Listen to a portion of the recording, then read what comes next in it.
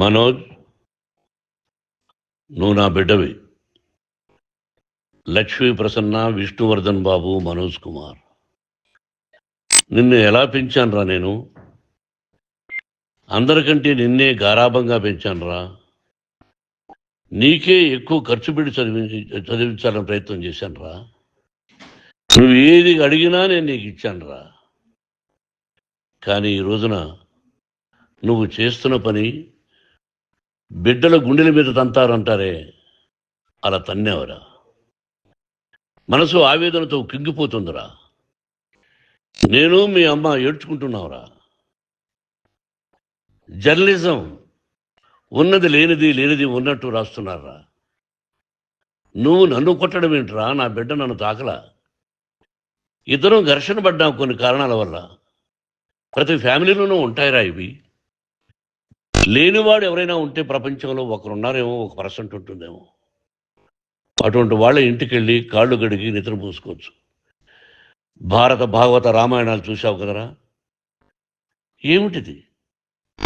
మీ అమ్మ ఎంత కుమిలిపోతుంది ఈ రోజున హాస్పిటల్ చేరింది. నీ వల్ల హాస్పిటల్ చేరుతాను.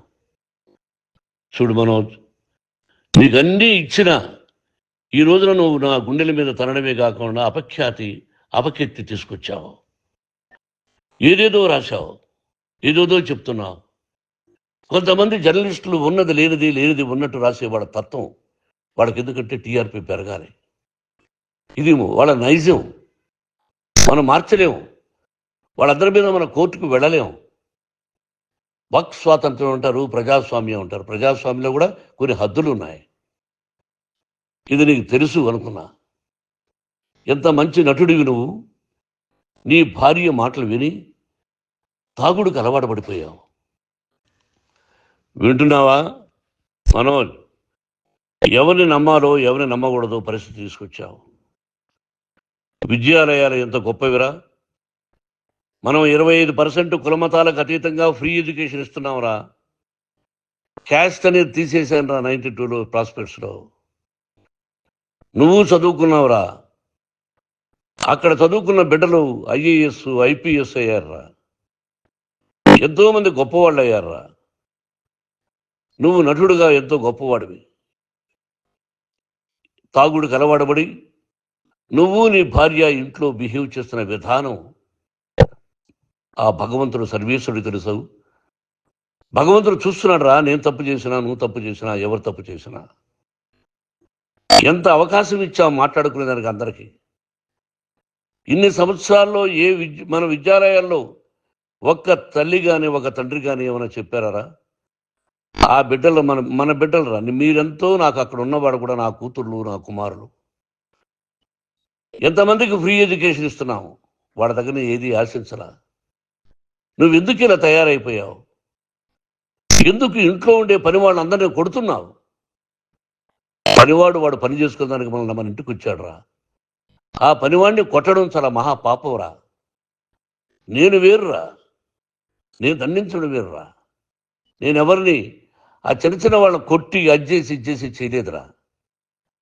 సినిమా ఇండస్ట్రీలో మోహన్ బాబు కొడతాడు, తిడతాడు అంటే అది షూటింగ్లో జరిగి ఉండొచ్చేమో. కానీ ఇంట్లో ఉండి 10 సంవత్సరాల నుంచి 20 సంవత్సరాల నుంచి పనివాళ్ళు ఉన్నారు. నేను ఇంట్లో లేని సమయంలో వాళ్ళందరినీ కొట్టి వాళ్ళ ఫోన్ లాక్కొని ఒకడైతే చచ్చిపోవాలి. వాడు పోలీస్ కంప్లైంట్ ఇచ్చి ఉండొచ్చు. నేను వద్దు అని వాడిని బతిమాలాడు. పోలీస్ కంప్లైంట్ కూడా ఇవ్వలా. ఇంకైనా నువ్వు నీ భార్య మారి బయట ఉండండి రా అన్నాను నేను. లేదు డాడీ, తప్పు చేయలేని ఒకసారి వచ్చావు, మళ్ళీ తప్పు చేశావు, మళ్ళీ వెళ్ళావు, మళ్ళీ ఈసారి తప్పు చేయనన్నావు. ఏమండి వీడు తప్పు చేయడం అని మీ అమ్మ చెప్పింది. ఇంట్లో పెట్టుకున్నా. మళ్ళీ నువ్వు చేస్తున్నది, ప్రతిరోజు నువ్వు తాగుతున్న విధానం నీకే తెలుసు. ఇది ప్రజలు నమ్ముతారా లేదా అనవసరం నాకు. నేను నీకు చెప్తున్నా, ఇంతటితో పులి స్టాప్ పెట్టాలి. 3 రోజుల నుంచి రకరకాలుగా రాస్తున్నప్పుడు నా మనసు ఆవేదనతో ఉంది. మళ్ళీ చెప్తున్నా, Mohan Babu university is greater than temples. Greater than temples. బిడ్డలను కాలేజీలో చేర్చుకునే ముందు చెప్తారు, అన్నయ్య ఎంత ఉంది యూనివర్సిటీ రూల్స్, ఇది మా పద్ధతి, మీకు ఇష్టమైతే చేర్చండి. గవర్నమెంట్ బిడ్డల్ని గవర్నమెంట్ ఏమిస్తుందో ఇంత పర్సంటేజీ వాళ్ళకు కూడా మీ దగ్గర ఎందుకు డబ్బు తీసుకుంటున్నామంటే దానికి అర్థం, పరమార్థం చెప్పాము. దొంగతనంగా తీసుకోలేదు, ప్రతి దానికి చెక్కులు ఉన్నాయి, అది అకౌంట్ ఉంది. దానిలో తప్పులు జరిగితే డిపార్ట్మెంట్ ఉంది, కాలేజీలో ఏదైనా తప్పు జరిగితే గవర్నమెంట్ ఉంది. ఇవన్నీ నీకు తెలుసు.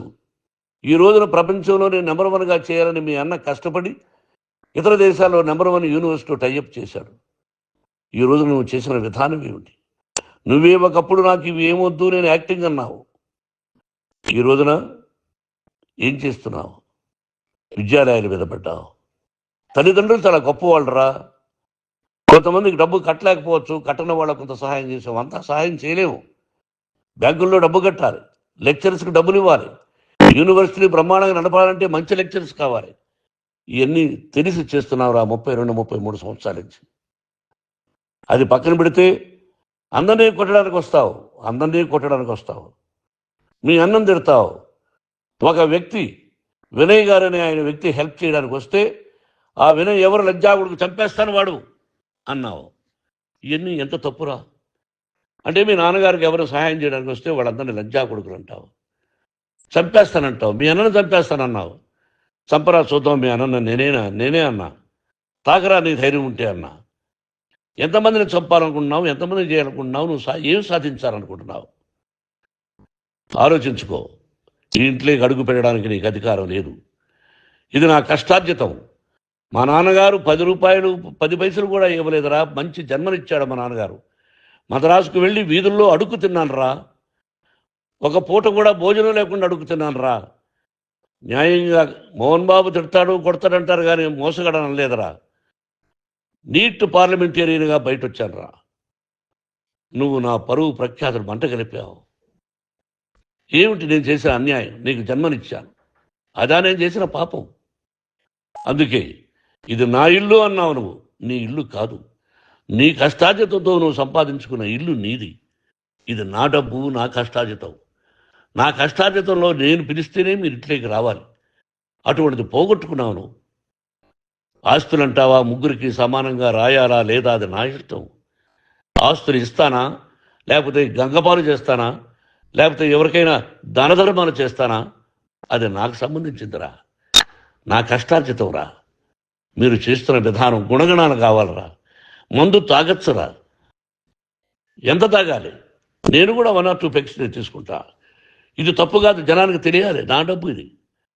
ఏ తాగి ఎవరిని కొట్లా, తాగి నేను తింటున్నా, అది ప్రజలకు అక్కర్లా. నేను తప్పు చేస్తేనే ప్రజలకు కావాలా.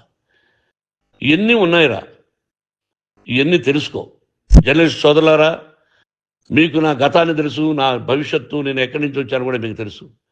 ఈ రోజున మీరు రాస్తున్న విధానం, నా బిడ్డ నన్ను కొట్టాడన్నారు, ఎంత తప్పు. ఈ రోజున నా బిడ్డ మీద కోపంతో అవును చెప్పచ్చు, కాదు. వాడు నా మీద చెయ్యెత్తలేదు. నేను ఘర్షణ పడ్డాం. ఘర్షణ వేరు, కొట్టుకోవడం వేరు. గాయాలతో హాస్పిటల్కి వచ్చి కుంటుకుంటుగా నడిచాడు. మళ్ళీ ఏమని పోలీస్ స్టేషన్కి వెళ్ళి చెప్పాడు.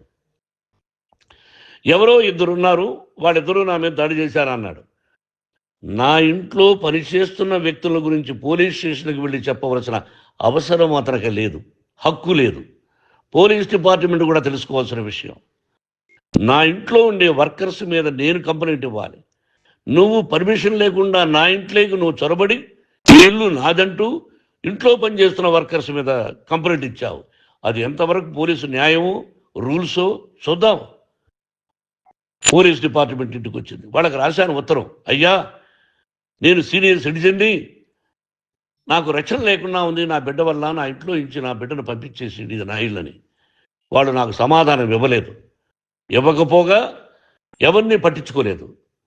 ఇప్పుడు పోలీసు వాళ్ళు వచ్చి ఏమండి రూల్స్ ప్రకారం నా బిడ్డ ఇంట్లోకి రాకూడదంటే మాకు హయ్యర్ డిపార్ట్మెంట్, హయ్యర్ అథారిటీ వాళ్ళు ఫోన్ చేశారు, మీరు ఎవరిని స్టాప్ చేయొద్దండి, బయట నుంచి ఎవరైనా వస్తే వాళ్ళని స్టాప్ చేయండి అన్నారు. 2 రోజుల నుంచి 10 మంది 20 మంది వస్తున్నారు. వాళ్ళు అలా చూస్తూ నిలబడ్డారు, వాళ్ళు ఫోటోలు తీసుకున్నారు, వాళ్ళ మీద మళ్ళీ వదిలేస్తున్నారు. ఎవరిని నిందించాలి? But I give respect to the police department. వాళ్ళకి ఎవరు ఏ అధికారి ఫోన్ చేశాడో, ఆ అధికారికి ఏ పొలిటీషియన్ చేశాడో అది వాళ్ళకే వదిలేస్తున్నా. కాబట్టి వాళ్ళు పోలీస్ కంప్లైంట్ ఇచ్చినా కూడా మేము సంబంధం లేదని అంటున్నారు కాబట్టి నేను నా బిడ్డను నిన్ను నాపు చేస్తున్నా. నువ్వు ఇంట్లోకి వచ్చే అధికారం నీకు లేదు. నువ్వు వచ్చి నీ బిడ్డను తీసుకెళ్ళు. సంతోషం.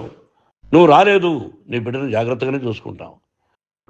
Take care your daughter, that's all. మీ అమ్మ హాస్పిటల్లో అడ్మిట్ అయింది. రేపో ఎల్లుండో మీ అమ్మను పిలిపించి బాగైన తర్వాత ఇదిగో నువ్వు నీ కొడుకు బిడ్డను తీసుకెళ్ళి వాడికి అప్పచెప్పని చెప్తాను పోలీసు వాళ్ళ ఆధ్వర్యంలో. ఇది 100% జర్నలిస్టు సోదరులారా, పులి స్టాప్ పెట్టండి. మీకు కుటుంబాలు ఉన్నాయి, మీ యజమానులకు కుటుంబాలు ఉన్నాయి. మీ కుటుంబాల విషయాలు, మీ యజమానుల కుటుంబాల విషయాలు మేము ఎవరు జోక్యం కలుగు చేసుకోవాలా. మేము నటీనటులం. మాది తప్పుంటే నటుడుగా నన్ను ఫెయిల్యూర్ అని రాయండి, నా నటన బాగలేకపోతే రాయండి. బట్ ఇంటి లోపల సందులో నుంచి చూస్తూ తప్పు చేస్తున్నామని ఉన్నది లేనిది లేనిది ఉన్నట్టు రాయకండి. మీకు నా హృదయపూర్వక నమస్కారాలు. ఇన్ని రోజులు హృదయపూర్వకంగా ఎంకరేజ్మెంట్ చేశారు. ఆ ఎంకరేజ్మెంట్కు నమస్కారం చేసుకుంటూ ఐ లవ్ యూ ఆల్.